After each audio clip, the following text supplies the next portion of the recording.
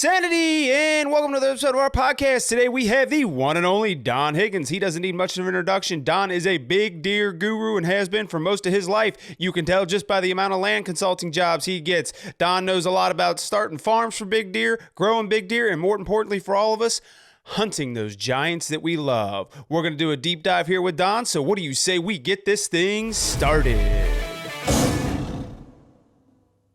I'm not going to give you a spiel of a commercial on this podcast because I hate it when other people do it. So let's keep it simple. For all your fall food plot needs, our friends over at Tecomate have given us a 10% discount code for y'all to use.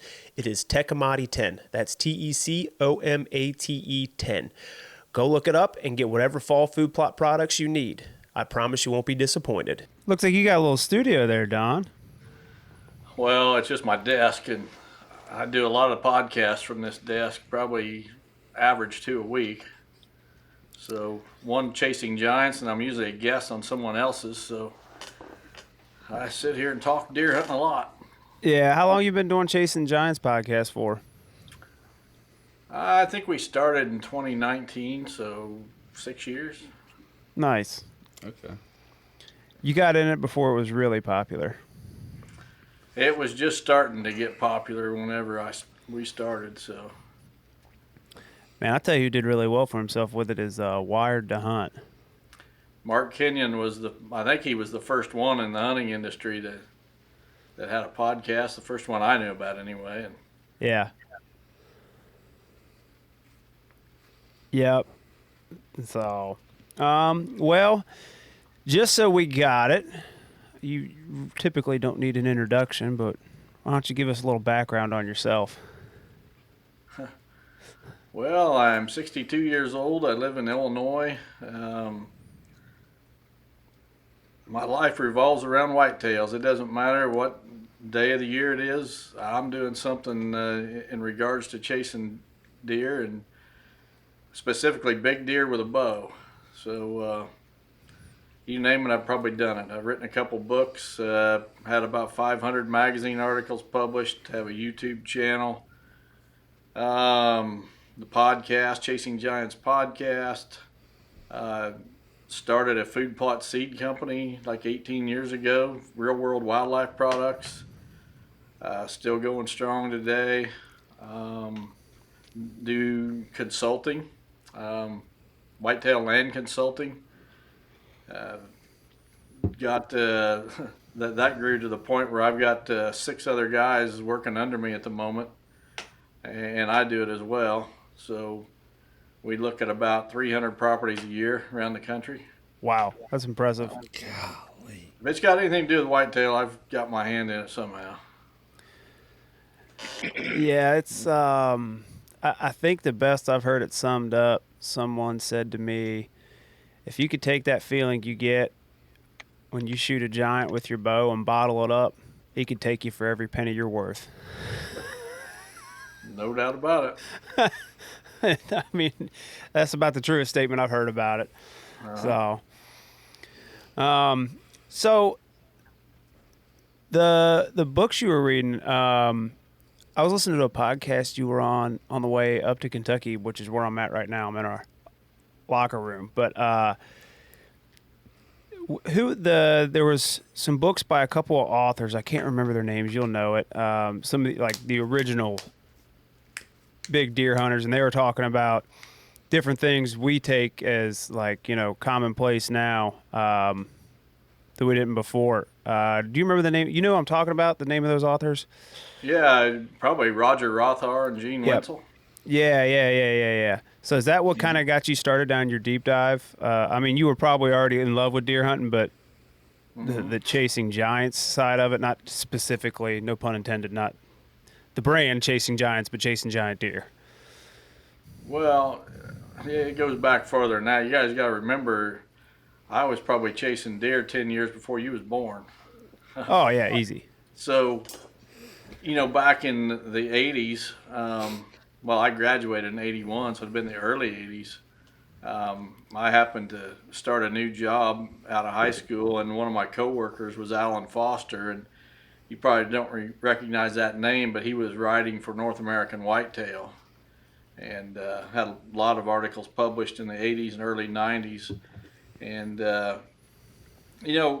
when I first got married, my wife and I, we were dirt poor, and I felt guilty anytime I bought hunting gear, just taking money from the family, and so I started as an outdoor writer to basically use the money I made from writing magazine articles to buy hunting gear, and it kind of just grew over the years to the point where here in the last 10 years it's become my job, my source of income, 100%. Now it was always, I shouldn't say always, but for a long time, it was part of my income, and that percentage just grew slowly over time. And then about a decade or so ago, it became my entire income was being derived through the hunting industry some way, either through the food plot seed company, consulting, things like that. Yeah. Now, just out of curiosity, what are the big differences you see between, we'll call it big deer hunting then versus now? I mean, you got all the technology and maps and podcasts, and there's so much information out there. I mean, yeah, there was information out there before, but not like it is now. Well, yeah, back in the day, the way to make it into the industry was through writing, magazine articles, books, whatever. Today, anybody can have a podcast, anybody can have a YouTube channel, everybody gets on social media and has an opinion. And back in the day, you had to pay your dues before you got to voice your opinion. You had to prove yourself in the whitetail woods before you started writing magazine articles. If you didn't, have the photos of dead bucks to prove you knew what you was talking about, you wasn't going to get much published. And so that apprenticeship, if you will, no longer exists today. I mean, there's guys that have been deer hunting less than 5 years that are experts on the social media side of things, and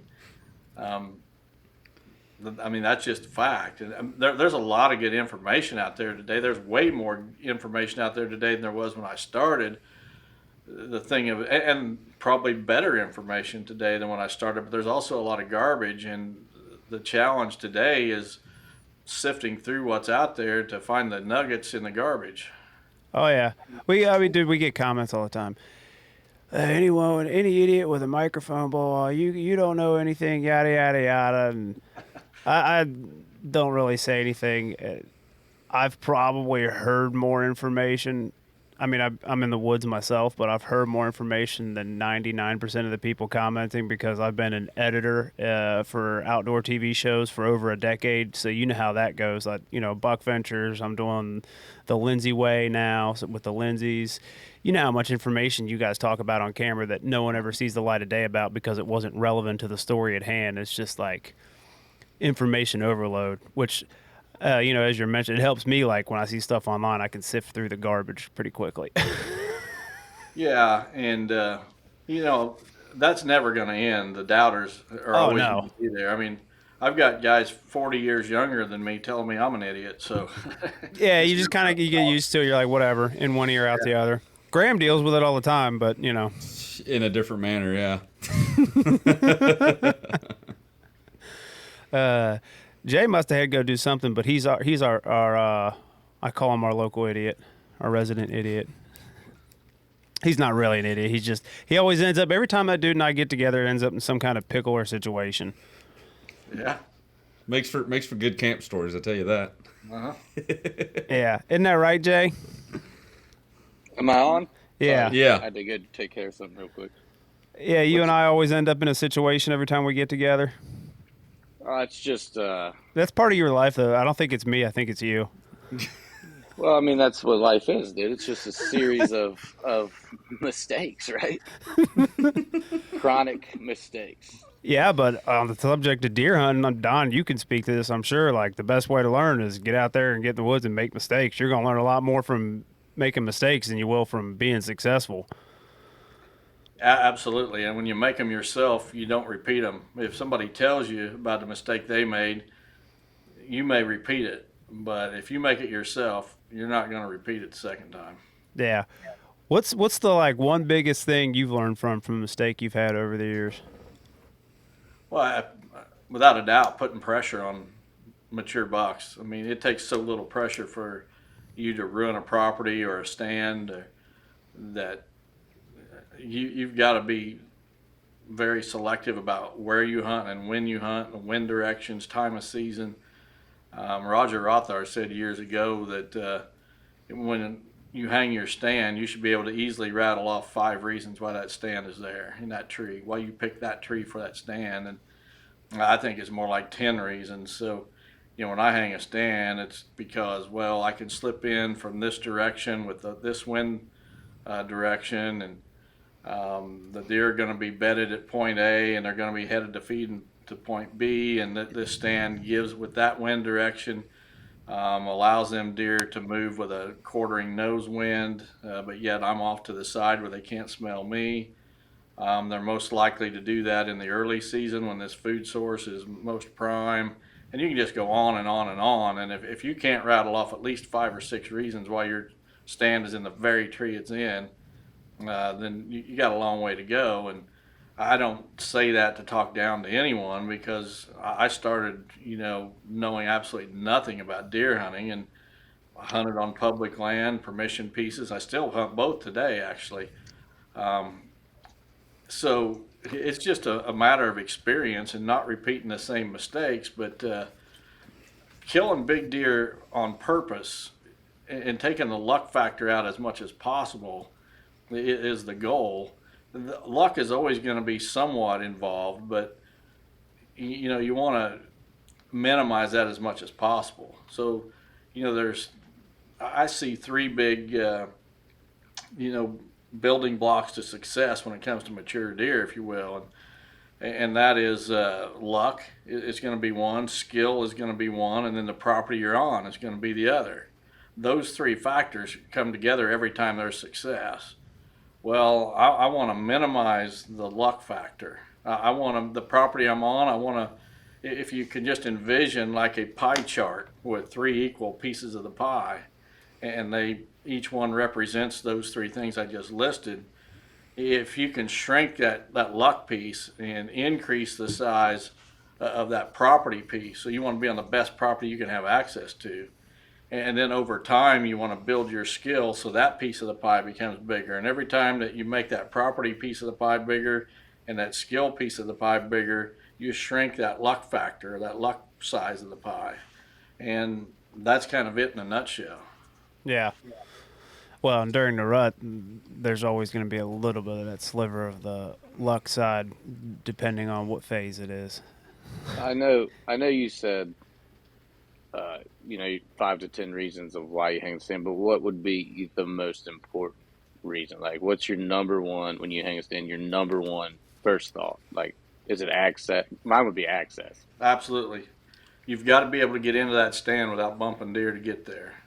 Yeah, I just was wondering, like, the number one thing. If you can't get to it, it doesn't matter. That's 1A. 1B is wind direction. So you got your access route.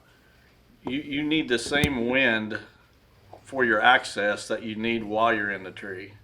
So in other words, if you need a south wind to sit in that tree, but yet your access route, that south wind is blowing your scent where the deer are going to be coming from, that's not good either. Yep. So it's a combination of wind direction and access. Yeah. You have the case where I got now. I cut a footpath to this stand last year, and it was money. And then I went in there, Graham and I went in there to check the path the other day, and that joker this year started using it. He's got 2 scrapes on it and a rub. I'm like, you got to be kidding me. Yeah. You made it too nice. Well, you seen it. We logged the cedars on our farm. Anything that was mature, we logged it. So it's thick now. So we gave them the travel corridor they wanted. And I'm like, I knew that was going to happen. But sometimes you don't have a choice in the matter. You just got to be really smart about when you use it. And speaking of like the wind going into stands, like what are you big with, like scent control? Like, do you use anything specific with it, or you kind of just go with the old school way with smoke and clothes? Like, what's your take on it? Well, back in the day, this is a good story. So back in the day, I did everything that you could possibly do.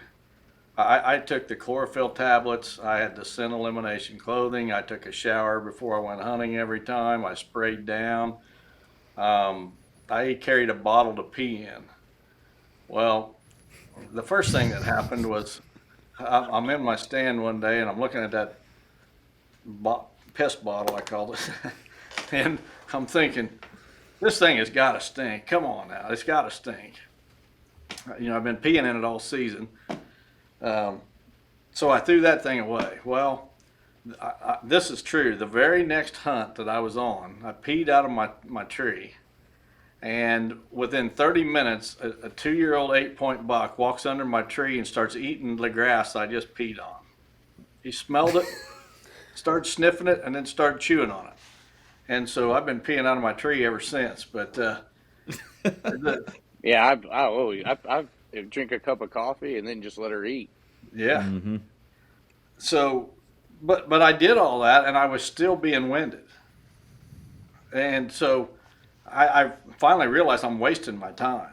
And today, if you would see my hunting clothes, they're just piled in my garage. They're not in rubber totes or anything like that. They're just piled next to my truck. And when I go hunting, I just pick up my clothes. But the wind, I always play the wind. You probably never will meet anyone that's more conscious about wind direction than I am. I mean, I've got those wind socks that they have at airports. I got one at my house up on a TV tower, and that TV tower is there for one reason: it's for that windsock up there. I'm always, and I do it year round. Anytime I'm driving down the road and I see a flag, I'm noting which direction that flag is flying. If I see smoke, somebody's burning something, I'm noting which direction that scent's going. When there's smoke, I'm also noting the thermals. Is that smoke rising, or is that smoke kind of hanging to the ground? And the wind is it. Even if you could be 100% scent free and just drop out of the sky magically into your stand, that's not going to cut it with a mature buck, because he's going to be using the wind, and you got to set up giving him the wind that he's comfortable using. You just need to be off to the side, and the best way to do that's with a quartering nose wind. So it's not coming straight into his nose, but it's coming into his nose at an angle, and that allows you to sit over to this side where he's walking with that quartering nose wind, but you're off to the right side of the trail where he can't get you. So you got to give him a wind, and I think that's a huge mistake that a lot of guys make, is they are expecting a buck to commit suicide. And during the rut, yeah, but that's when most big bucks get killed, and the reason for it is because they give up the wind sometimes. But if you want to kill them on purpose, you need to set your stands with the idea that you're giving a buck a wind that he's comfortable with. And when you do that your success rate will just skyrocket. Yeah. And when you do that also, it doesn't matter what you smell like. You could have worked in a hog barn all day, and if he ain't downwind of you, he's not smelling you. Yeah. Now, so if you're that particular about wind, what do you do? I don't know what it's been like for you the last few days in Illinois, but where we're at, it's that, oh, it's 5, 6, 7 miles an hour, but you know what that means. It's light and variable, and it's dead still, and it gets swirl and all that stuff. Do you just pretty much stay out at that point? It depends on the stand location. Yeah. I would much rather have a steady wind of about 10 miles an hour. Yep. Tonight I was out there, and you can probably see my face is wind burnt because I was out there, winds around 20 miles an hour, and I was facing right into it for a couple hours. But when it's dead calm, I don't like hunting those conditions at all. It's there's no sound. When you got a good breeze, 10-mile-an-hour breeze, the leaves are rattling a little bit, branches are moving a little bit. So if you don't have that, the deer pick up on the slightest little sound or the slightest little movement. And the more wind there is, the more you can get away with. Well, and I think when there is no wind, like where we're at in Kentucky, it's pretty good sized hills. When there is no wind, they rely on thermals a lot more. And it's much harder to play thermals. I mean, you can go get down in the bottom in the evening to help with the thermals, but once you get down in the bottom, then your wind gets swirly whether it's stout or not. So you got a whole new set of issues. Yep, no doubt about it. I live in pretty flat farm country, so I don't have to deal with thermals a whole lot. But there is that impact as well. And a lot of guys will say, "Well, I know my scent control methods work because I had deer 10 yards downwind of me and they didn't smell me." Well, Deer they're wasn't never going downwind to of you tell then. you if the thermals are rising over their head. Yeah, we talked I'm about with you. we talked about that on a reel we posted on social media, and some guy got on there and said something about he was just calling baloney on it. I'm just like, it was Jay. It was a comment you made. You said, "Yeah, if you think he was downwind and he didn't smell you, then you weren't downwind." Yeah, something happened between you and that deer where the thermal pushed it or it hit a drain and it moved. Because I don't care what you do. I don't care if you got 18 ozonics. I don't care. Yep. You're lying to yourself. If you think that worked, you're full of crap. I've done a lot of seminars where the scent control question comes up, and before I answer the question, I'll say, "How many in here use some form of scent control? Use the sprays or the clothing or ozonics or whatever? How many use some form of scent control?" And every hand in the room goes up. And then I say, "How many of you got winded last season? Had deer smell you?" Every hand goes up. You guys are wasting your money, your time.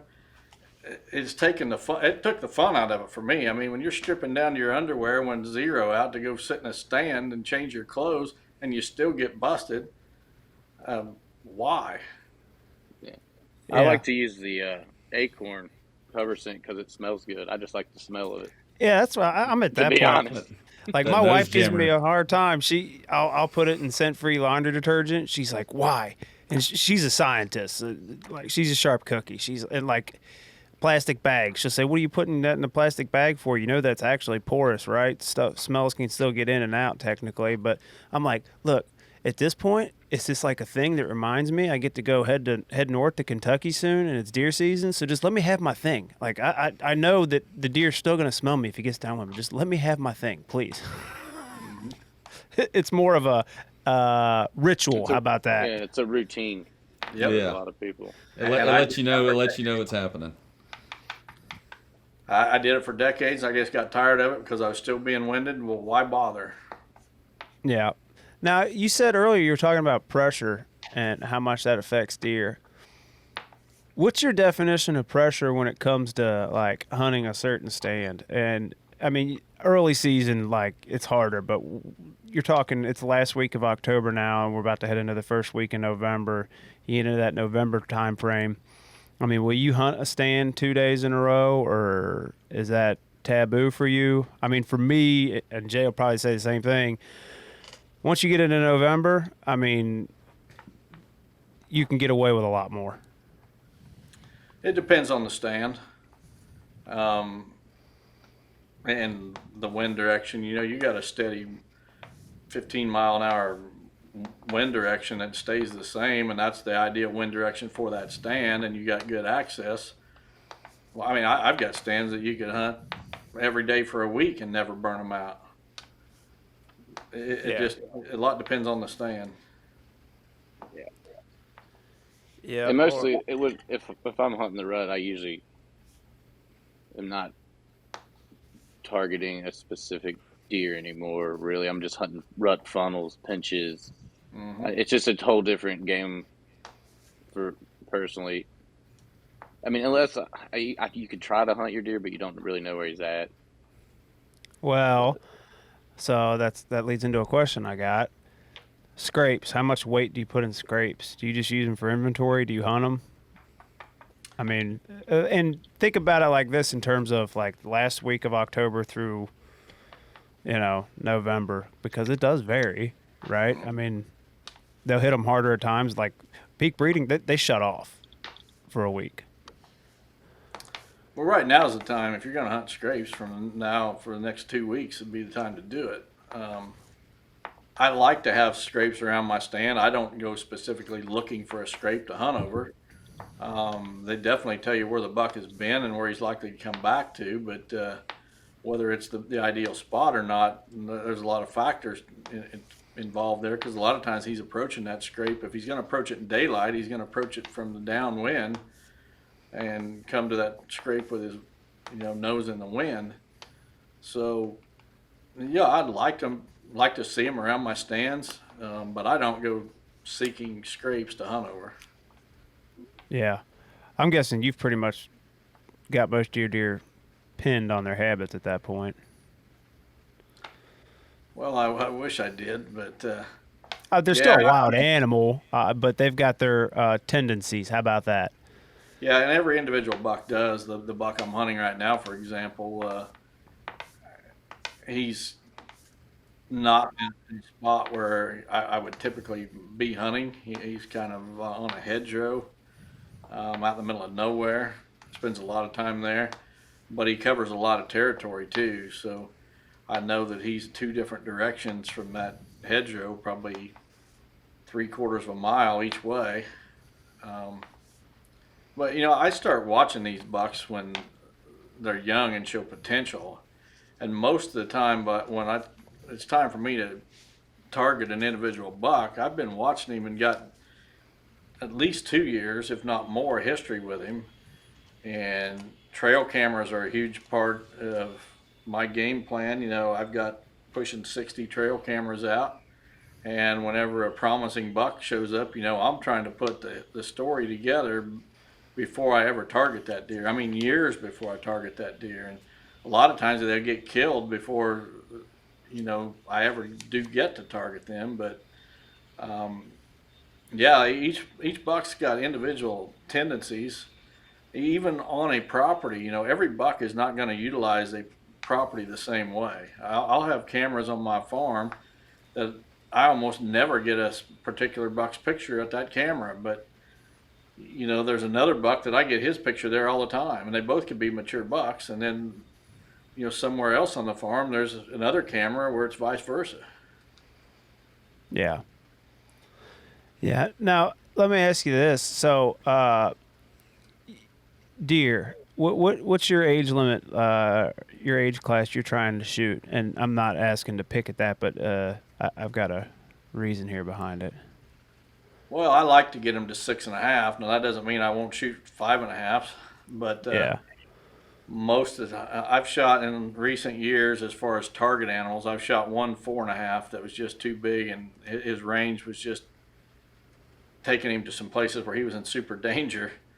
That I figured I better shoot him at 4.5 because he was over 200 inches, and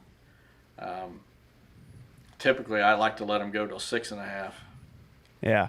So the question here is then, do you know that they're 5.5 and 6.5 because of your history of trail camera pictures with them, or do you have specific body features where you can look, like, let's say a new deer shows up, specific body features you can look at and kind of guess, yeah, he's definitely 5.5, or et cetera, et cetera.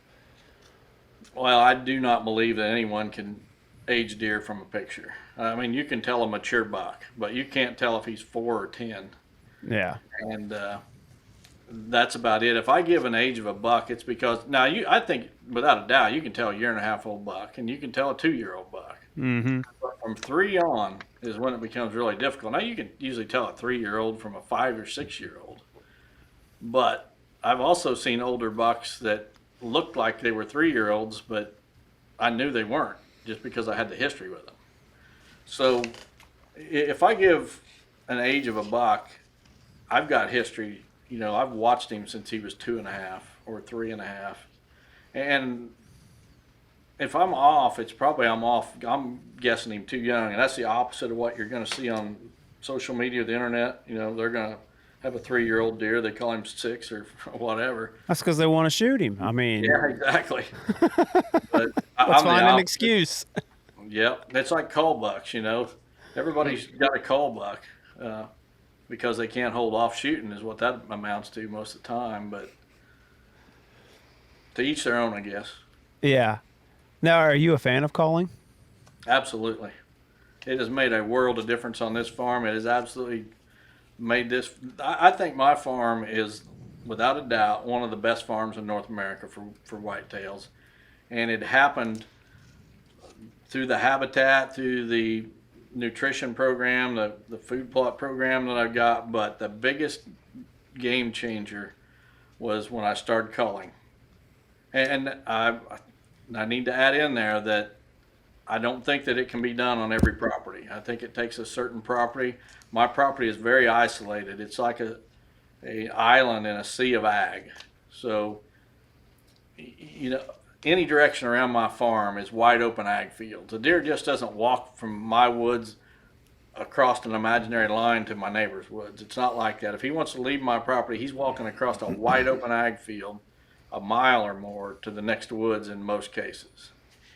So that isolation has allowed me to, reap the benefits of culling that I don't think a lot of properties will. Now, I do think, here's the thing that I throw at everybody, because I get people arguing with me that culling, it's been proven culling don't work. Well, you can dictate which bucks on your farm make it to older age classes and which ones don't. And here's what happened years ago on my farm. When I started, I was trying to keep every buck alive. I wanted every buck to become a 4, 5, 6 year old. And what would happen is I would lose the best bucks in each age class. So let's say I had 6 3-year-old bucks on the farm. Well, by the time that group was 5 years old, I was left with the crappiest 2 of those 6, and the better ones were all gone. And often what would happen is the bucks with the best antlers weren't the biggest bodied deer. The bigger bodied deer were often like 140-inch 8-pointers. So they would either run off or the other bucks would just leave on their own or whatever. So what I started doing, I was sitting in my stand one day, and I've raised livestock all my life, so I know about breeding and genetics and such. And so I'm sitting in my stand one day and I'm thinking, I'm approaching this all wrong. I'm letting every bull calf become a breeding bull on the farm. And what I need to start doing is I need to start cutting down on the lower bucks in each age class. And what I started doing was myself and friends and family members, whatever, we started at 3.5 years old. We let the bucks go until they were 3.5. And at 3.5, the bucks that had the poorest antlers were getting targeted. We wanted the best bucks in that age class to move on. And it's been 20 years or so now that we started doing that, and it's made an absolute world of difference. So at 3.5, if I see a buck that's like a clean racked 8-pointer with no bumps where he's going to have stickers or anything, that buck is getting shot if we can. Now they're wild animals, so we're going to do our best. But if I got a 3-year-old buck that's got 10, 12, 14 points, whatever, that's the buck I want to get to 6 years old. Yeah. Yeah, we had a mainframe 12 on this farm, like it was like a decade ago. We finally have a deer this year that I think I see those genetics again, but I mean he lived for several years as a mature deer, but I don't know what happened. Mm-hmm. Now, where's your stance on that as far as, I mean, the doe control is 50% of that. You can't do nothing about the doe, but I think that by doing this over the last 20 years, the other thing I do is when I cull my does, I'm looking for does that have buck fawns. Because if you kill that doe, a doe when she has fawns, she's going to run off her male yearlings that were born her fawns from the previous year. It's Mother Nature's way of preventing inbreeding. So those buck fawns, they're going to relocate on average. Radio collar research has proven that those buck fawns are going to relocate on average 5 to 20 miles from wherever they were born. But that same research has shown that if the mother is killed, whether it be by a car or a hunter or whatever, 90% of the time those bucks are going to remain where they were born. And so I'm trying to target any doe on my place that has buck fawns. And especially if they got twin buck fawns. They got 2, that girl's in trouble. And what it does is it keeps those bucks that were born, not only born, but their mother was bred. And she was way more likely, after 20 years of doing this, she's way more likely to be bred by a better antlered buck than on another property, say a few miles away. And yeah. I think that, you can't tell which does need culled and which ones don't. So I just shoot the ones with the buck fawns and don't worry about that part of the equation. Yeah. So this is an interesting thought. We talked about age and stuff like that. And when we talk about deer hunting and weather, we talk about the temperature on a given day as it relates to the average temperature on said day. So let's just take end of October, for example. The average temperature is 65 according to weather.com. Do you think that like let's say it's a 6.5-year-old deer? Do you think deer, when we talk about average temperature, do you think that relates to a deer's lifespan? So if he's 6.5 for the last 6 years versus the last 50 years, so it was the average temperature used to be lower. Like 50 years ago, the average daily temperature was lower than it is now. I mean, like let's say the last 6 years has been 70 degrees late October, but that's not normal. So the question, you get what I'm saying? Like, is it relative to that deer's life? Like, does that deer just expect You're it to just be looking for 70 at the end? You're just trying to say the average high temperatures for the lifespan of the deer. Yeah. And I don't think that matters. I'm just curious. I don't know. You know what I mean? Like, that deer doesn't know any different than 70 degrees in October. If it's been 70 degrees at the end of October every year. I don't think that matters. I don't either. I have no. I was thinking about it the other day. I was like, I wonder if it's related. I think it's more weather fronts than anything. Yeah.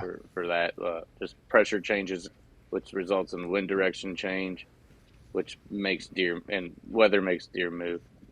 I mean, it just does. Yeah. Well, the funny thing is we've had high pressure for days now and cool weather. But not now. But it's pouring. They're I know, but the funny part about it is like, yeah, it can be cool, which is great for the end of October, beginning of November, because we haven't had that luxury of this much cool weather in that time period for quite a few years. But at the same time, there's no definable front in the midst of all that. Yeah, but there's high pressure, so that's good. I like high pressure. Oh, I don't Clear- disagree with yeah, you. It clear just makes it skies. hard to like. You can't say, oh, Wednesday's going to be the day, because Well, if I knew Monday what through day it was, Friday is the same. If I knew what day it was, I'd hunt one day a year. Like that's what I tell you. Like you think it's today? Like I don't know. Could be. Could be. Well, could especially be this any time of day. year, you can't say that. Like it could be any day this time of year. Like you can't kill them Yeah. from the couch. As long as you got the right conditions to hunt where you want to hunt, then it's the day. just like we thought on Sunday morning. We thought everything was lining up. I mean, Yeah, it the weather didn't was line up. perfect. It had a little drizzle in the morning, like hunting over a hot scrape. It just didn't work out. No. I don't think I've ever killed a deer working a scrape. I just don't think. I mean, I've seen deer work a scrape, but I've never shot a buck I was after on a scrape. I don't really target scrapes unless they're, I mean, they're there. Yeah. But, I had mean, one in Illinois that I did that with, and then I had one here, but it was one of those in the bottoms wind swirling situations, and he worked the scrape at 50 yards and started coming towards me. Stopped at 30. I must have had a bad pull wind. Paused for a second, did a 180, slowly started walking the other direction. I was like, well, there goes that. That's interesting you said that about shooting 8-pointers because my dad and him and his buddy have a farm that's really isolated, like it's just like what you're describing. It's isolated. And 2 years ago, they took all their buddies down there and they shot every 8-pointer during gun season that they could. They wiped them out. And now they're starting to get some really good. I mean, they've killed a 180 off there and a couple 170s, and then it just like got overran with 8-pointers. They're like, well, I think we killed all the 10s. So they went back in there and they wiped all the 8s out, and they're starting to get them back. Well, So in a wild that's herd, high grading takes place continually. So, a bow hunter's in his tree stand and, out in the plot walks 2 3-year-old bucks, and one of them's a 120-inch 8-pointer and the other one's a 150-inch 10-pointer.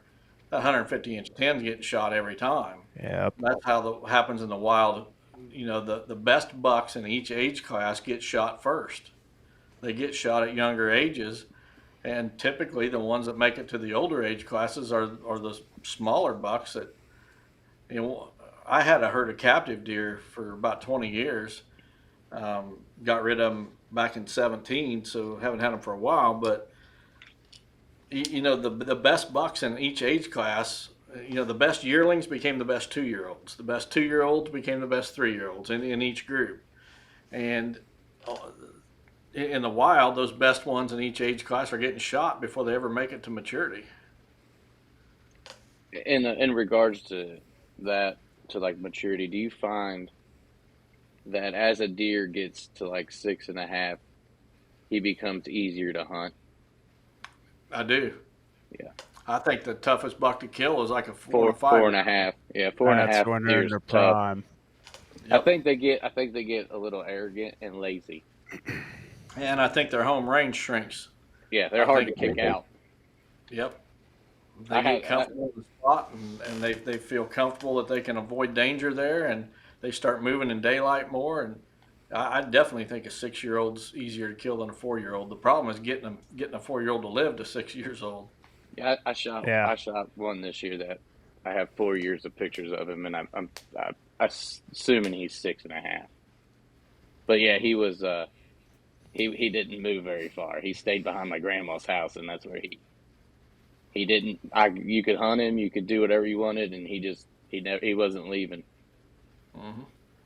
Well, that 183 I killed with the flyer like 6 years ago. He was like that. I killed him when he was 7.5, and every year he'd be in daylight more and more, and he just stuck to his little core area. And I'm talking like core area in November, like peak of he should be running around all over the place. But like I could guarantee you, November 7th through the 20th, he would be on one ridge most of the time, and he wouldn't leave. Yep. Yeah.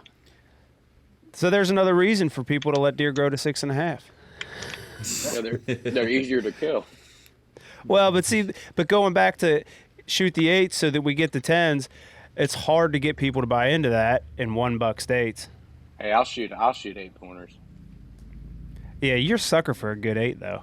Oh yeah, Yeah, 100. I'm a sucker for a good 8 too. I mean, there's something Yeah, I'm about your them, guy. man. There's something about them. Well, I'm glad we got guys like you because the more points, the better for me. Hey, I'm all about it. I'm game for I'm game for chasing something like that, but I don't know. I love a big 8, 150 plus 8 is just there's something special about them to me. I don't know. They're impressive. They usually got big frames and I had a drop tine. I had a big 8 with a drop tine last year that was about a mid 150s, and that sucker had like an 8 or 9 inch drop tine off the back right side. I at least got to see him in person. Then he got killed during gun season 2 weeks later. Yeah, drop time will do that for you. yeah, that's for sure. I'm still waiting on my first drop tine buck.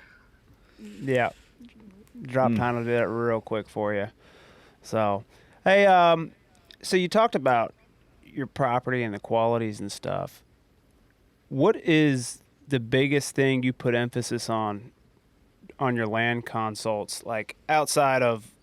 Let's see what Zach. So Zach we have another buddy who's supposed to be on here. Zach, he's hunting in Kansas. He said he can't make it. I said, why did you shoot one? And he never answered. So I don't know what's going on. But let's see. He said, what are the 3 most overlooked things when you do land consults? Things outside of water, food, cover, and access. Well, it's how you manage the deer herd. I tell all my clients that if you want to kill big bucks consistently, you got to hunt them where they bed. You got to get them bedded on your property. So if your target buck is bedded on your neighbor instead of you, your odds of killing him are 10% what they are if he's bedded on you. So every property that I go to, the first thing I'm looking for is what do we got to do to get the best bucks in the neighborhood bedded on this property instead of elsewhere. And if you get them bedded there, then killing them, you gotta have good access to that property. I've seen properties where you got one access point and it's on a corner, and it's really tough to get to the other side of that property without busting deer. So multiple access points is huge. What surrounds a property is more important than what's on it, because you can change what's on it. It can be totally wide open field. You can create cover, or it can be all woods and you can create food plots. But you can't change what's around it. You're stuck with that. Whatever the neighbors got, whatever they're doing. And a good example is if you got a property, you can take a 5-acre property that sits right next to a 1,000-acre sanctuary where no hunting is allowed, and you can turn that 5-acre property into a gold mine for big bucks by providing food to pull them deer out of that 1,000-acre sanctuary. What's around the property is way more important than what's on the property, because you can change what's on it. Yeah, that sounds like a real estate consult point, though. You better check it out before you buy it. If they're Yeah. calling you after they bought it, it's too late for that factor.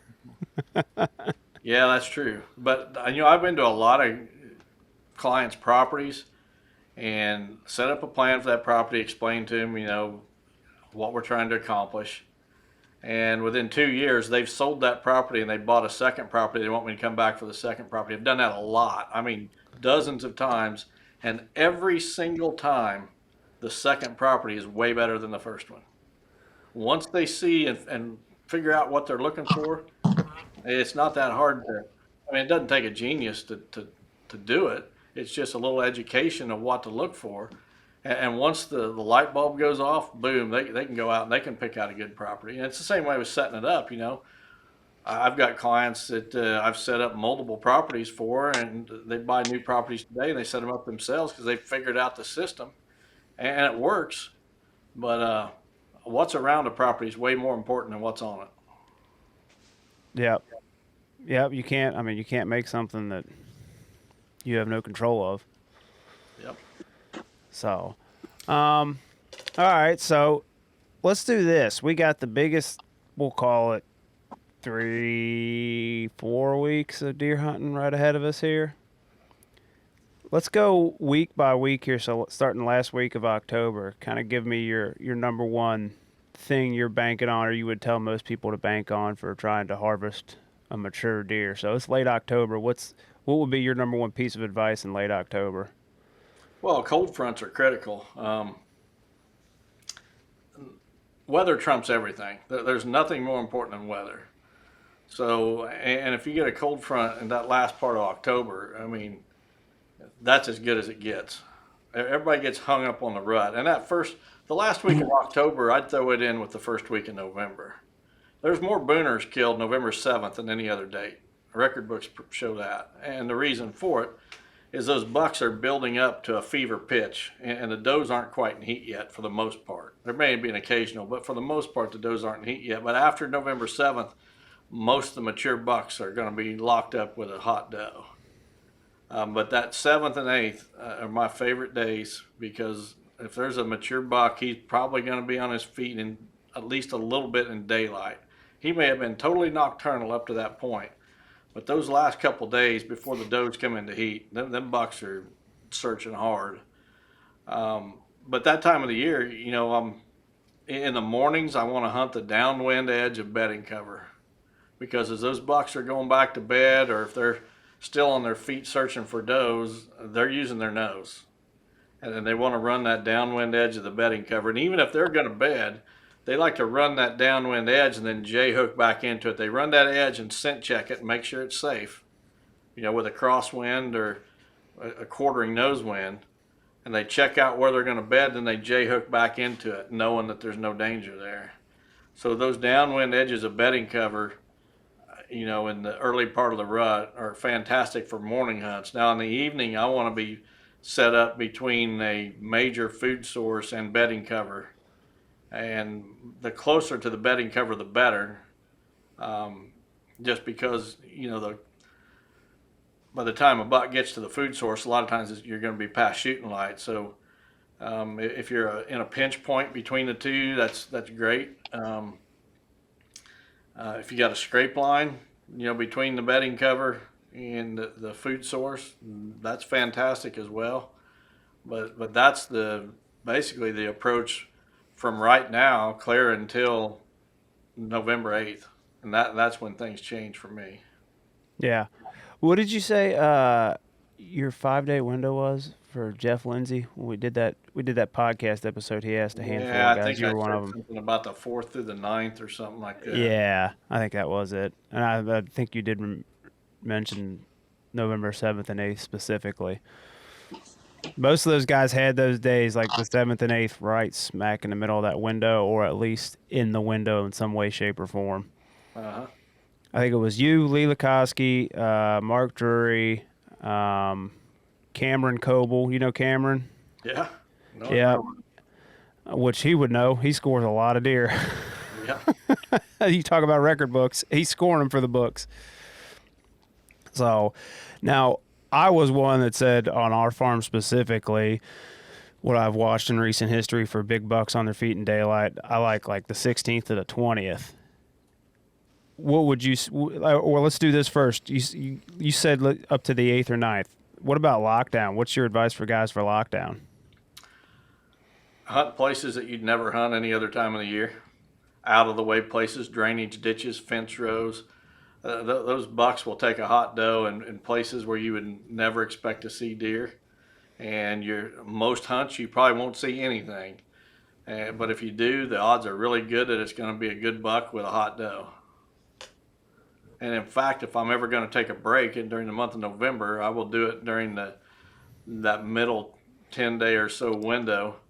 I'll say from about the 10th to the 20th. I think that's the toughest time of the year to kill a big buck on purpose. And I'm always targeting one specific animal. I've been doing that since 2004. And when you're targeting one individual animal, that middle period of November is the toughest time of the entire season to do that. Because he could be a mile or 2 miles away with a doe from where he was just a week ago. Oh, yeah. Yeah. So it was ironic. I don't know if Jeff told you his dates. Jeff Lindsay started looking back the last handful of years, the deer he's killed. Most of them were in the lockdown. He was the one guy that was in that middle of the window you just mentioned, the 10th to the 20th. Like I think he said like the 12th to the 17th or something, which is not easy to do. It's not easy at all. I mean, there's a lot of deer on their feet at that time. But if you're looking for the oldest, biggest bucks around, most of them are going to be locked down. If you're fine with shooting, like say a 140-inch deer, 150-inch deer, and you don't care which one it is, that's a great time to be in the woods and see a lot of deer activity. But if you're targeting the biggest buck in the woods, that's a terrible time to do it. Yeah. And I know he's killed some giants, so I'm not going to tell him how to hunt, but Well, the deer he killed last year, Junior, it was November, I think it was November 14th or whatever. He saw that deer the same day, the year before in the same spot, pretty much doing the same thing. And it was just one of those weird things. I mean, you know how some of those deer are year to year. You'll find them certain days doing the same stuff they did the exact same day the last year. yep. I mean, you can catch them between does, I guess, but for the most part, they're not moving at all. And they don't let the doe really move, man. Mm-hmm. Very No. tough time. How long do you see mature bucks like with a specific doe before they move on to the next one? About 36 hours. Now, is there a time frame? I mean, it's hit or miss. I mean, it's luck of the draw between does, but is there a time frame you usually see it takes to find another one? Depending on the herd, and what the buck to doe ratio is and such, not long. Usually he's with a doe all day long, and he's been with her for a day and a half, whatever, 2 days. And when night falls, in the evening time, right after dark, that's when he leaves her, goes and finds another one, and usually by morning he's found the next one during the peak of the rut. Now, as the rut winds on, that downtime becomes longer and longer, and that's why. And I told him with my answer, I think another great period for killing giants is the Thanksgiving weekend, because that's at the end of the rut. And that downtime between hot does, he has to search a whole lot longer and harder than he did before. And he knows, he's experienced, he knows the rut's winding down, and he wants to get that last doe. So they're on their feet searching a lot. That Thanksgiving weekend is a fantastic time to kill a giant. Well, that was the reason I gave him the 16th to the 20th, because on my farm specifically, that's when that, like you're talking about, that window is a lot longer between does, and they are frantically looking for another one. Yep. Now, they're a lot skinnier at that point, but Jay, you deep in thought. What are you thinking? I've been listening. Look at that look on your face. You got something going through that brain of yours. Well, I don't know. I mean, I like the first week in November, like whatever. Which is the 7th is the first week of November. It's in there, like any time in the first week. I mean, I was thinking of me and my dad were hunting a while ago when I was in college, and I remember it was like October 30th, and this doe was in heat because she had to be because there was 10 bucks on her, and it was awesome. And it was getting dark, and and this train was coming down the hill. I was like, "Do you hear that?" He's like, "Yeah." I was like, "What is that?" And then it's just rup, rup, and they were fighting. Man, I've heard noises I've never heard. I saw her. I didn't know, like, there was bucks everywhere. We didn't shoot. We didn't get a shot at anything. I don't even remember what they were. They were just everywhere. And I remember we got out of the tree stand and we tried, because they were still doing their thing. And when we got out, we started walking out. Well, bucks were running up to us. You know what I mean? Because they thought we were part of the chase. Like, I don't know. I just was thinking, like, it's just, that's a very, the rut's a bell curve, right? The peak of the rut's tough to kill them. I think the end is a better time to kill them because they've had a taste of the rut and they really want more, but they know it's not coming. And they need food. And but I've seen bucks breed does in late October on trail cameras, and I know a guy that it was in North American Whitetail, and he killed a 183-inch buck on October 28th breeding a doe. He was already locked on doe. Now, I think a mature buck will probably get the first doe.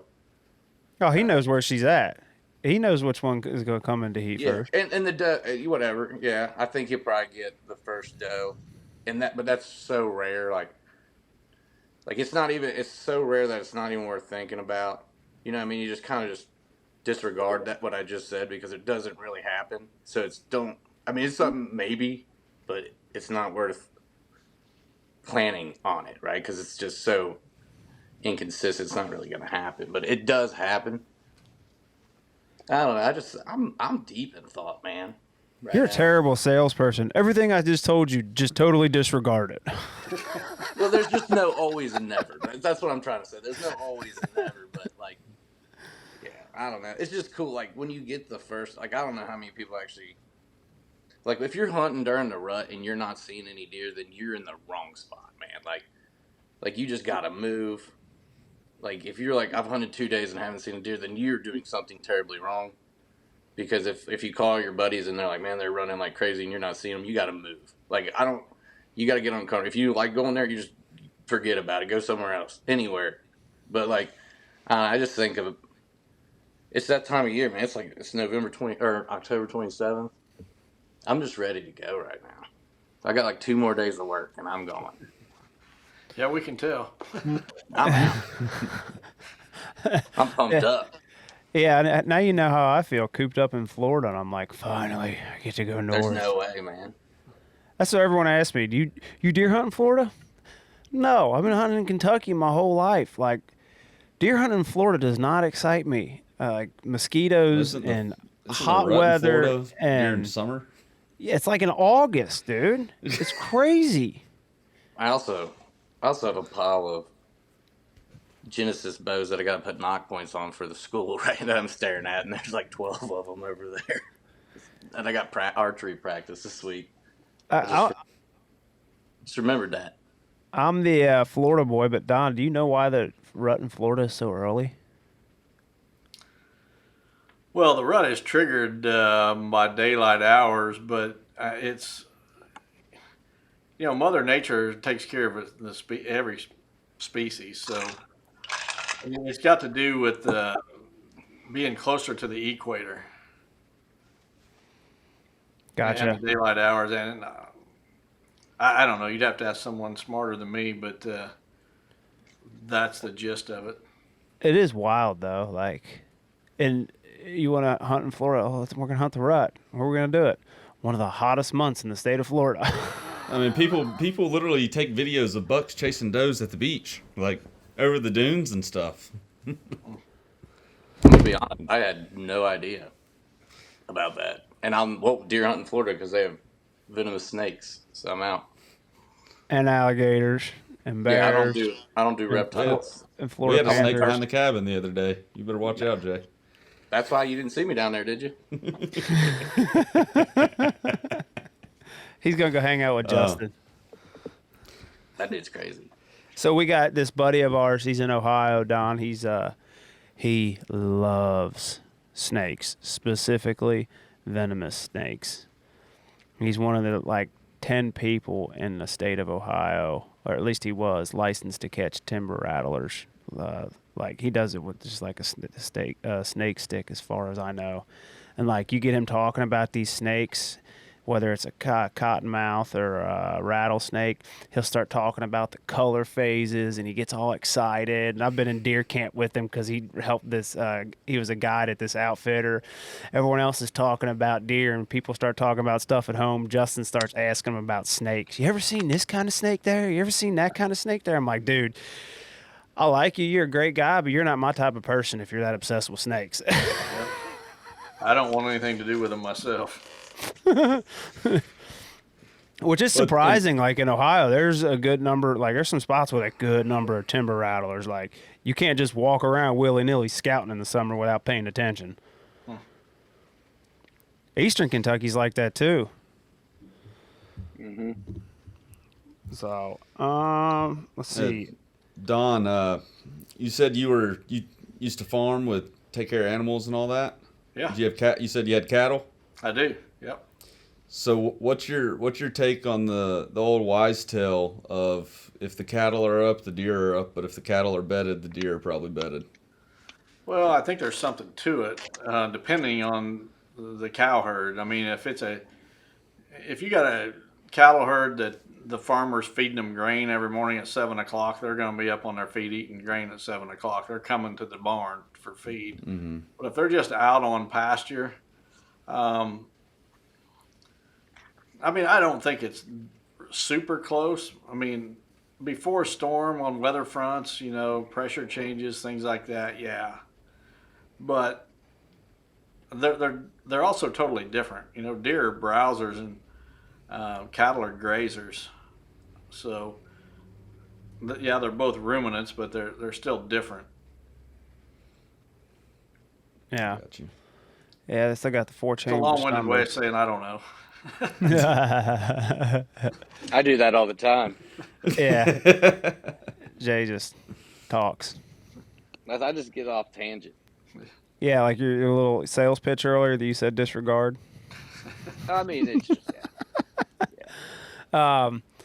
So I heard you say recently I saw one of your posts and you hunted a morning in October, the earliest you could remember in a while. What as far as the end of October is concerned, how often are you hunting the mornings generally? What kind of weight do you put on it, or do you try to stay out of your spots and slip in there in the evening? I think it's way better in the evening. In the morning, most of the time, a mature buck is bedded before daylight, and you just do more harm than good. You're leaving scent. You're potentially bumping the buck on your way in or out. And in the evening time, he's bedded down. Getting out can be tricky, but getting in position. There's been a lot of times where I've climbed into my stand, and I just did it the other day. Actually, climbed into my stand, and then a buck is bedded within 30 yards of my stand. And didn't even know he was there until I climbed up there. And the other day, I didn't know he was there until he stood up because the brush was so thick in front of me. But I'm hunting right on the edge of their bedding cover, and it's just in the morning time, the odds of them catching you, even if they're moving in daylight, is just great because they want to scent check that bed before they come in. They don't just walk in and plop down. They like to go downwind of where they're going to bed first and scent check it and then hook back into it. And I hear stories of guys saying, well, I found where this buck's bedding. I'm going to get up at 3 a.m. and get in that stand at 3 a.m. and I'm just going to sit there 3 hours till daylight and wait on him to come back. Well, it sounds good in theory, but that buck's just going to smell you in the dark, and he may not even blow or anything. He may just walk away and go somewhere else. So I just think there's too much room for error in the mornings. And I learned that years ago. I was working a factory job, and I would had to be at work at 7 in the morning. And it was in October. I'd get off at 3, and I could hunt every evening. So this one morning, it had been raining all night long, and I'm driving to work, and the rain is down to a drizzle, and I show up for work, and the wind was it was out of the north, and then it switched to the west. When I came out for lunch, it was out of the west. So I had a spot I was gonna check and or gonna hunt. No, it was the opposite of that. It was out of the north. It was out of the west that morning, and it changed to the north. And so that afternoon, I'm going in to hunt, and I'm walking down this fence road to this wood lot where I was gonna hunt, and there in the mud, and it was fresh because it rained all night long. I knew these tracks were fresh. Was a single set, big set of tracks, and I knew it was a buck because he's by himself, and big tracks, and they were headed right. He was headed right the same direction I was going, right to that wood lot, and I knew that those tracks had to have been made right about daylight because that's about when the rain stopped, and I got to thinking that buck is when he was moving towards that woodlot, the wind was out of the west that morning. He had the wind in his nose. And instead of going right to my stand, I followed his tracks in that field to see what he did. And he did exactly what I'm talking about. Before he got to that woodlot, he was about 50 yards away on that fence row. He turned off of the fence row out into the open ag field. And he paralleled that wood's edge with that wind coming out of the woods right towards him. And then the tracks hooked back in. And I realized right then that there was no place I could have been sitting that morning and killed that deer. No matter what tree along his route, wherever I'd have been sitting, he would have winded me. And he probably did that before daylight. But it just, at that moment, I realized how futile it is to try to kill a big deer on an October morning, and how much better your odds are in the afternoon. And also how easy it would be to burn out a stand. If I'd have been in a stand along that buck's route where he'd have smelled me, he would have knew my location. He'd never come back without scent checking it then. And that's probably been 30 years ago now. And I stopped hunting mornings, and for a period of about 20 years, I don't think I hunted a single October morning. Now recently, I've realized that last 10 days or so of October, if you get a cold front, mornings can be good, but at the same time, I don't think they're near as good as evenings. And I will hunt on average now probably 2 to 3 mornings in October each year, but your odds are way better in the evening. What do you think about going in like mid morning? In October? Well, if you know like the deer, the wind switch during that, like where you have the wind, the wind's going to change in the middle of the day and going in, like waiting for daylight. Like sometimes, what I'm trying to say is, I've done it in October, like usually on a cold front or something. But I don't like to walk into the woods in the dark in the morning. Like I'll wait till light where I can see and I can be quiet if I don't have a great trail. You know what I mean? And then I'll use the thermals to get to my stand. And then by the time I get to my stand, the thermals are going to switch. They're going to be dropping still the first hour. And I'll use that to get to where I want to be. And then by the time I get there, I'm hoping right then I'm going to catch that switch pretty close. And a lot of times they've said that, people that have done deer research, like on that morning thermal switch, they'll move a little bit. They'll just switch their bed a little bit because the wind changed. Mm-hmm. Just something like that.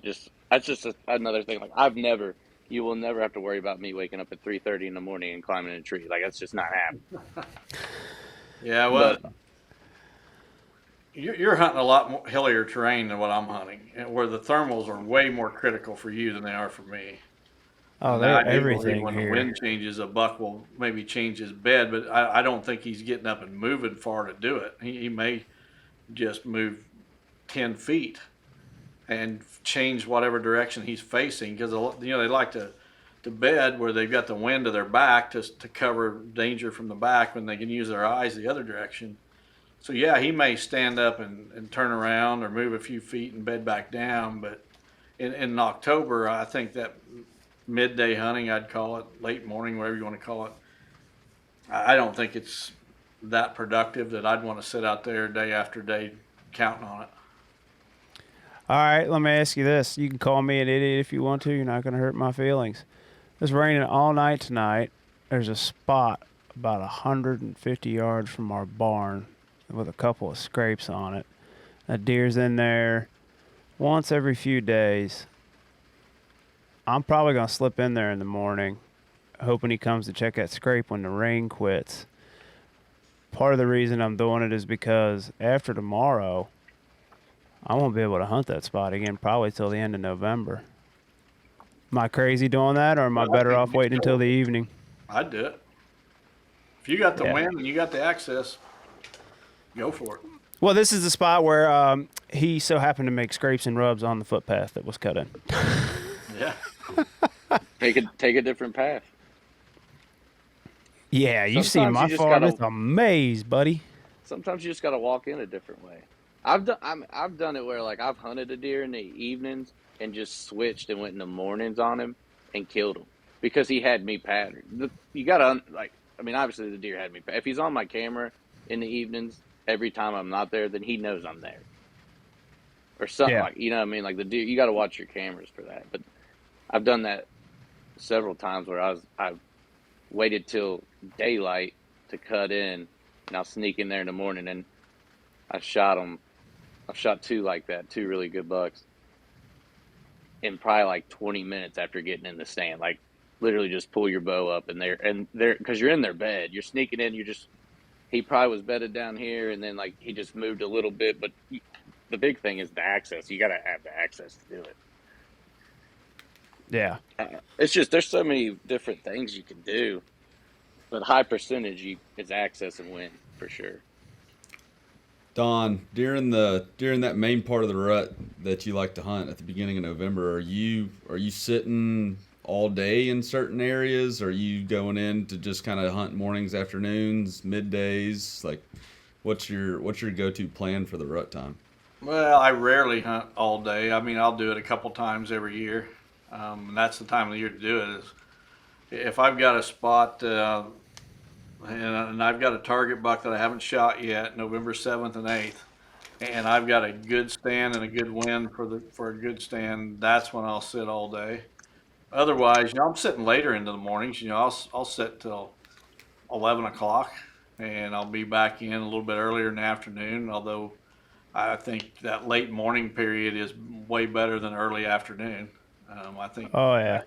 the 10 o'clock range is way better than 2 in the afternoon. But I've definitely put more hours in each hunt, but I'm not a lot of midday all day. Man, you get to that November 7th and 8th like you're talking about, that I really like that like 10 to noon window. Mm-hmm. There's a lot of big deer on their feet cruising. Yep. I sit all day a lot in Ohio, mostly because I have to hike up a mountain, and I'm like, I ain't coming out. Yeah. He's not kidding. It's a mountain, Yeah, dude. that's why. It's scary. It's one of them hills that when it's wet and you try to start walking down it, you might as well give up and just slide down that joker. It took me an hour and a half to get to the tree stand. I didn't realize that, and I was like, I'm not coming out of here. And I shot that buck at what was it, noon, Clayton? Yeah. And I called him and I was like, now I don't know how I'm gonna get him out. I guess I got all day. I guess I'll just figure it out. Quarter him up. I was going to until he knew some buddies over there. I don't know these guys at all. And I'm sitting up there and I drug this deer up to the top of the ridge.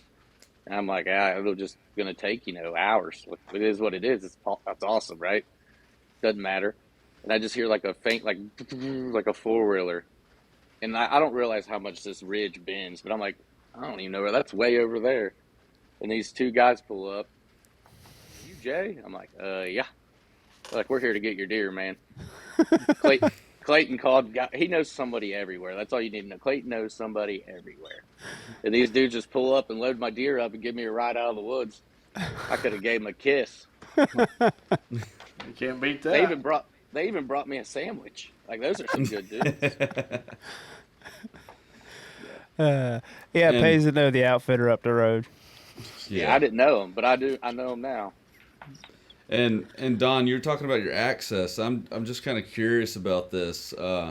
When you're going in and you're talking about getting into these spots where you're getting right on their beds, what's your like? How are you getting in the stand? How's like are you walking super slow? Or are you walking? Do you have like a certain pattern you have when you walk in? What are you doing to get in quietly so they're not getting spooked?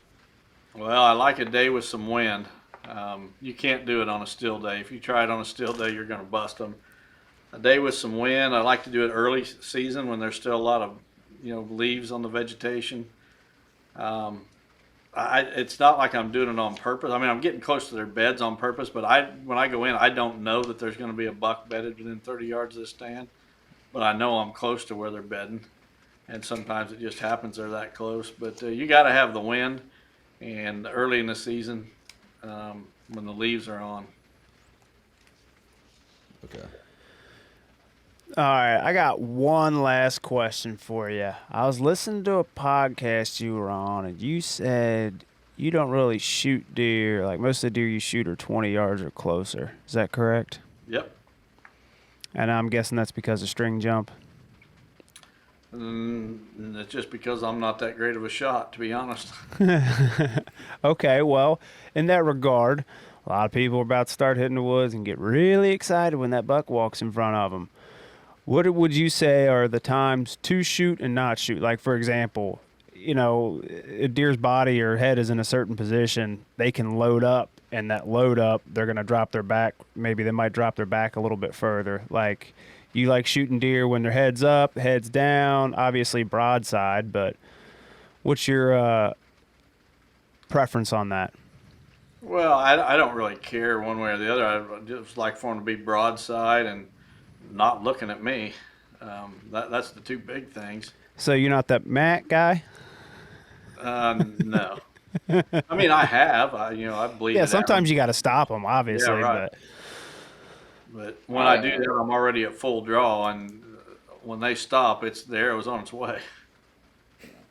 At 20 yards, I mean, they don't got a lot of time to do no, that. no. I mean, I think at 20 yards, you're pretty much just letting them have it.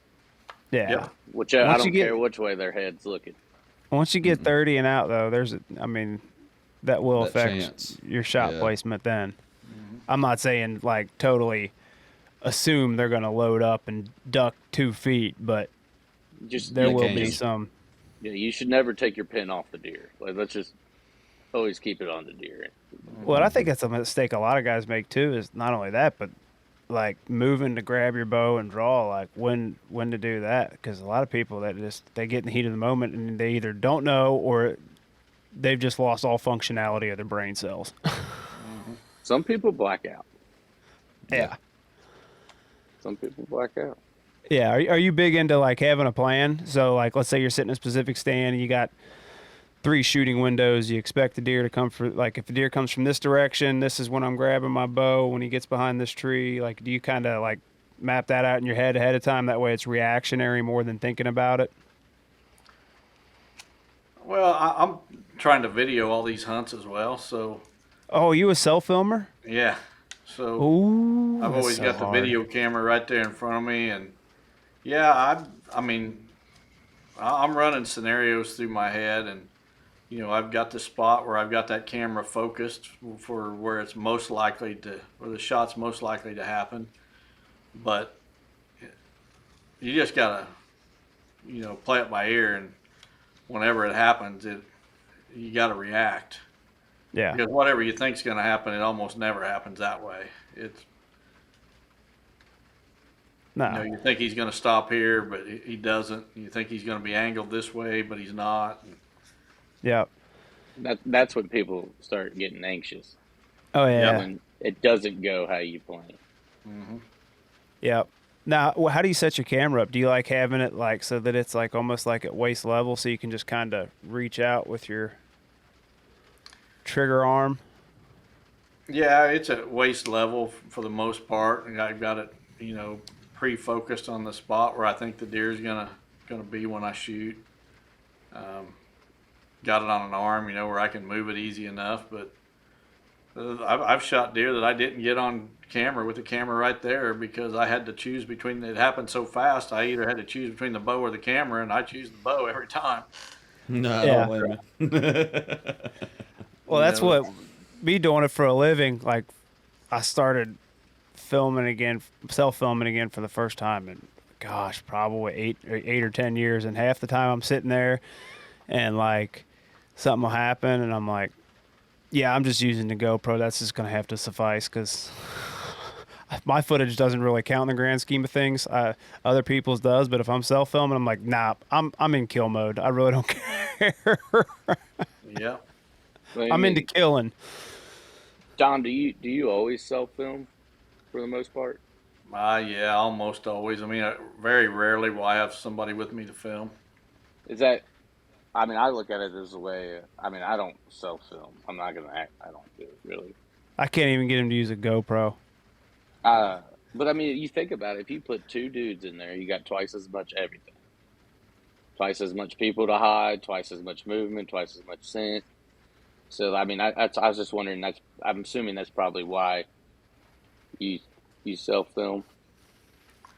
And to be honest, I'm kind of a loner. I'd just as soon sit in a tree by myself all day as to have somebody else up there. And I feel that. it's just my getaway. I would much rather film myself than have a cameraman. And if I get the footage, great. And if I don't, oh well, try better next time. Yeah, yeah. It like it's got its perks, but it's got its downfalls. I mean, you'll hear guys all the time that have, we'll just say TV shows for lack of a better word. And it's hard a lot of times for some guys to find a cameraman that they can be with that much, for that many days in deer season, like, cause it's like having a wife to a standpoint that, Yep. you didn't marry this person, but you still got to deal with all the stuff you don't like about them. Yep. And especially if it's someone like you get in a tree and they're fidgety or something like that, man, forget about it. Yep. I've heard so many stories about some of these guys that hunt really hard and they'll just pretty much mentally break camera guys. They're just ready to quit and go home. I wouldn't want to be a camera guy. That's the reason why I edit mostly. I'll just say, because I want to hunt myself. So I'm like, I figured out early on, hey, I'll be the guy that's putting all the footage together in the spring and the summer, and then that way in the fall, I'm not obligated to be anywhere with somebody else for work. Yep. So, well, cool. I don't really have many other questions unless y'all do. I got. So, have you killed a buck yet this year, Don? I've not. Nope. Are you? I know you hunt in Ohio. Don't is that correct?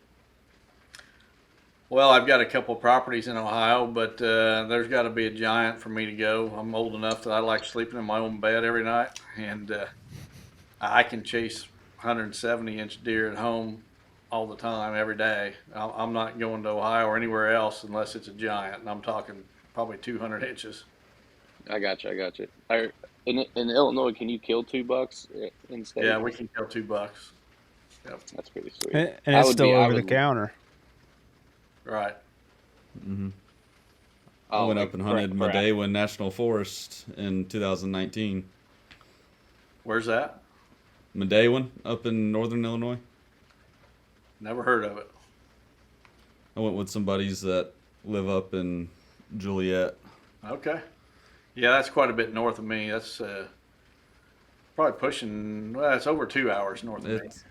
Yeah, it's like 40 minutes away from Chicago, 30 minutes away from Chicago. I hope you avoided Chicago. Yeah, try my best. Yeah. Yeah, I do too. Yeah, well, now he doesn't have a choice. He's got to go there X amount of times a year for work. Yeah, but at least the place they put us is a nice area, so. Yeah. I might have to hit you up for tickets to a game you're at. Oh, I'll hook you up. You just got to let me know. I got a buddy that lives right outside of Cincinnati who's a big Reds fan. And when I tell him that I was on a podcast from you, he's going to go crazy. Oh, yeah. No, yeah, just let me know. I mean, you can get my number from one of these guys, from Clayton or Is that whoever. Brandon? Brandon Epperson? No, but he probably would too. It's Steve Shields who does the video work. Okay. Yeah, Yeah, we'll get you set up. We'll get you that way we can meet in person and all that. awesome. Yeah, Yeah, I it's soon probably come to Cincinnati instead of meeting you in Chicago. Either way, you just let me know. You just let me know. St. Louis is only about, I can be in St. Louis in under 2 hours. Oh wow. So are you a Cardinals fan or a Cubs fan? Well, anymore, I'm not much of a baseball fan, but when I was a kid, I was a big Cubs fan. But I Wrigley remember is the still Reds, one of the best too. fields. What's that? Wrigley's one of my favorite fields. Yeah. Well, I It's tough to beat remember Wrigley and Fenway. back when I was a big baseball fan is when the Reds, the Big Red Machine, Johnny Bench and Pete Rose and Joe Morgan and Dave Concepcion and Ken Griffey. Barry Larkin, all those Yeah, guys. exactly. Oh, Well, hold on a minute. You play for the Reds. He's talking about the Big Red Machine from the 70s. And you mentioned a guy from the 90s in Larkin. What kind of Reds player are you? Barry Larkin was a good player. Though. Yeah, he was, but we're talking about Graham's thinking the 90 club. yeah. Yeah, no, I'm talking like the Because 70s. that's okay. Because the '90s clubs, those guys are always coming and hanging out with us, and not in the clubhouse, but they come to the games. And you got him, you got Cowboy, those guys sitting there that still come and hang out with us. I mean, they're doing commentary for the games. So Is Marge Schott still the owner? No, she hasn't been for a while. Okay. no, it's the Castellinis. They're the main owners. Well, you can see how long ago it's been since I was a fan. Marge Schott used to bring a big dog to the game, didn't she? What was it, a I St. remember- Bernard? When Pete Rose got, how many hits was it? 3,000 or 5,000 or whatever. Yeah, 3. She drove. She awarded him a Corvette or something. Drove it onto the field, but Yeah, you wouldn't be able to have that beard, Graham, if she was here. What about all them guys with all the long hair? That ain't happening, buddy. You better button that jersey up. Times Goodness. changed. That's like I'm even in the gonna make it to 90s. a game. I promise you, I'm going to make it to a game. Oh, Pick your city and let him know. yeah. Cincinnati. St. Louis is fun to come to a game, in Cincinnati. I mean, I'm this year was fun. We had a good ball club, but I think this next year, depending on the moves that get made this offseason, I mean, I think there's a good chance we could have a really good ball club next year again. Well, awesome. And if you need a place to stay, it's not in town. I'm sure you stay at your buddy, but our farm and our cabin's 45 minutes from downtown. So, Okay. but well, cool, man. We appreciate your time, buddy. Well, thanks for having me. I'll do it anytime. You get through Illinois, look me up, and I'll buy lunch. We can do that. I yeah. was in Illinois. Most recently was outside the Chicago game. I went with Jeff Lindsay last year. I don't know if I'll just tell you this real quick.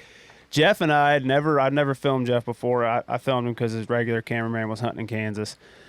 We never hunted together before. We get in the stand in Illinois, his place in Pike County. I mean, we're 2.5 hours into the hunt, and there's a 200 on the ground. I said, Jeff, you do realize this is probably the first and last day we're allowed to film together, right? Like, I can't film you anymore, bro. It's out the Yeah. window. It's We all set the bar downhill too from high. there. So, all right, fellas. Well, thank you, everybody. Thank you again, Don. Where can people find you at on social media, YouTube? Chasing Giants with Higgins Outdoors on YouTube and just Higgins Outdoors on social media. Sounds good. All right. Thank you so much. It was a pleasure talking to you. Oh yeah, it was Thanks, a guys. pleasure listening to some of the knowledge you got too. Well, thank you. And hopefully this isn't the last time we meet. Oh yeah, for Nah, sure. we'll do it again. Well, you got to come to Cincinnati to meet us. So I'm going to do it. we're looking forward to it. I'm Oh yeah, going- can't wait. As soon as I get off here, I'm telling Steve that guess who I just met. Oh, shoot. All right, guys. All Well, right. y'all have a good evening. And good luck, Don. Hopefully you get your Yeah. giant here soon before the rut crazy happens. Yeah, we'll keep an eye out on the social medias for it. Oh yeah. Sounds Good Good luck. luck to you Good guys. luck the rest of the season. Be safe. Yep. Thank you. Yep. Take care. All Thank right. you, sir.